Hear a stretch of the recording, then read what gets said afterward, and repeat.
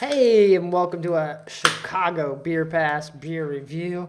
And we are going through this Begyle, a little mixed 4-pack of Imperial Pajamas. A little mixed four-banger. I think last time we had it's not French Toast Just Crunch. Maple. Maple? Did it have cinnamon? Maybe it did. Maple cinnamon. Okay. But this time we're going vanilla Imperial Pajamas. These are the cutest little fucking hair of the dog cups, by the way. Yeah, they closed. So These are adorable. I'm a big fan. This makes me so happy. I figured, bust them out. Yeah. Yeah, they look great for this Man, these are vanilla Imperial Pajamas. So bourbon barrel aged Imperial oatmeal stout with vanilla, 13.1%. Now, if you're a microphone, I learned this the other night. They're using Brazilian vanilla. Okay. Phase 3 is partial to Ugandan vanilla. Okay. And then, of course, we all go back and forth about the two popular ones. Madagascar. Madagascar and Tahitian. All different flavors. You know? I'm gonna say this is probably Madagascar. Whereas getting in there. Smells great.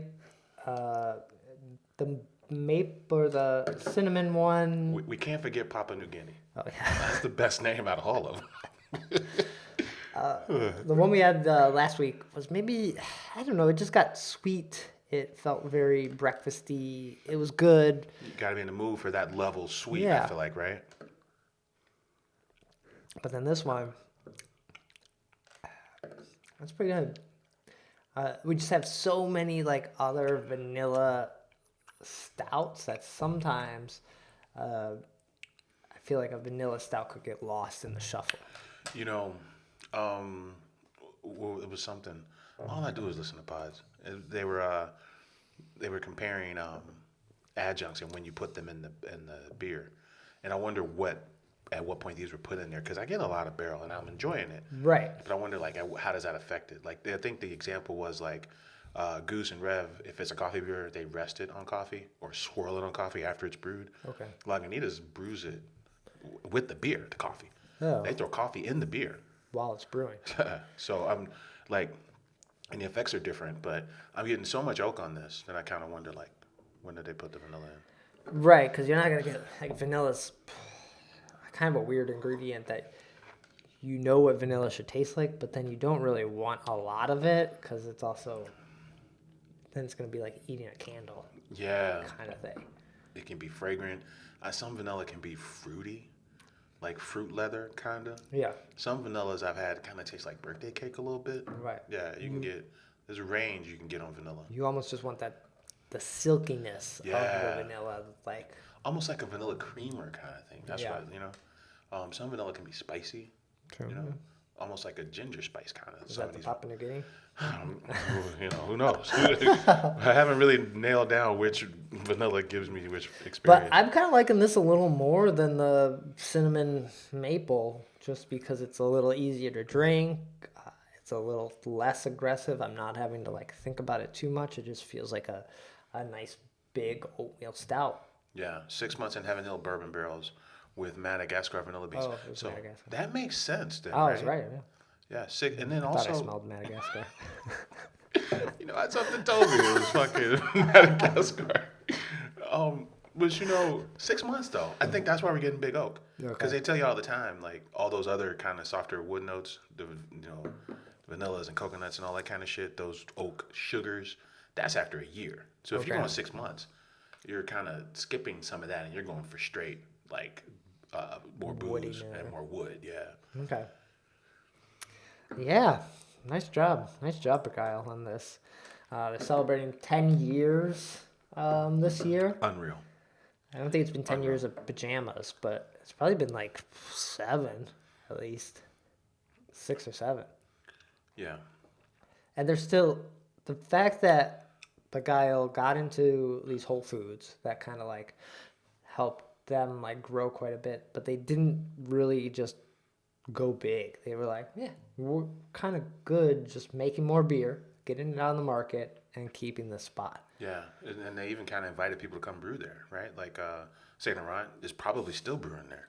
Maybe, and Yeah. that mom and what's the like?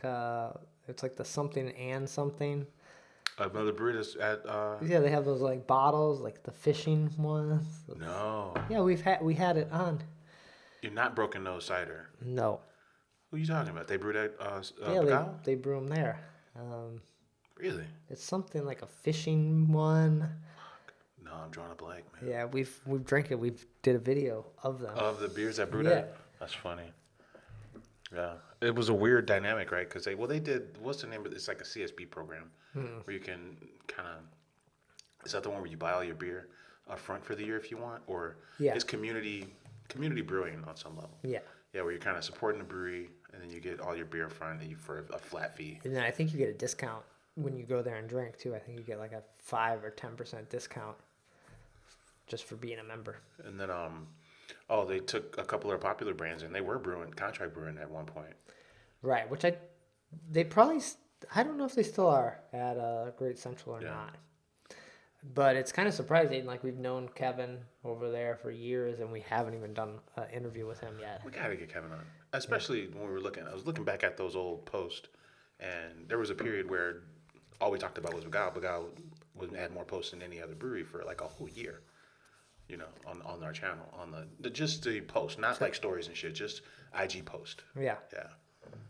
So, and then he's the president of the guild, or Or he was. You know, he's got a brewery that's been 10 years old in Chicago proper. It would be nice to refresh our understanding of the Begyle story. They are the artist formerly known as Argyle Brewing. Right. And it's pronounced Begyle. Begyle. It's the old Begyle. And I probably said this before, but there's a tour of Malt Row, all the breweries over there. And it's done by the Chamber of Commerce. So there's some ladies, they're dressed in their, business attire. And they're like, and this is Begyle, home of the stouty beers. And we're just like, why is she calling it Begyle? And then we heard, and Kevin, when they did Fall Bad From Home, and he hosted it on Zoom or whatever, he's like, hi, my name's Kevin. I am the founder of Begyle Brewing. So it is Begyle. Yeah. But most people call it Begyle, which is kind of funny. Yeah. Someday we will all correct. We will all, like, get on the same page. And be like, oh, we've been saying it wrong? Okay. Yeah. Aaron, right? Yeah. It's sort of like how everyone like Qatar, but we're like, okay, oh, it's Qatar? Okay. All right, I guess, we're on. We understand now, but it still looks wrong. It doesn't. Vanilla's kicking in on this here. Just a segment. Yeah, that's a fun beer. Yeah, so get over to Begyle. And I'm sure that some of these are probably still available. We also have this batch 1000. We're probably going to do a big, all of the batch numbers we have, which we have a few of them, and see how they're holding up, kind of what they're tasting like. So look for that. Maybe we should just continue this Begyle run and do that next week. I like it. Yeah, and Kevin Carey, come on the show. Right, or we'll reach out or go there. Or let's just go to Begyle. Yeah. Yeah. All right, take care. Cheers.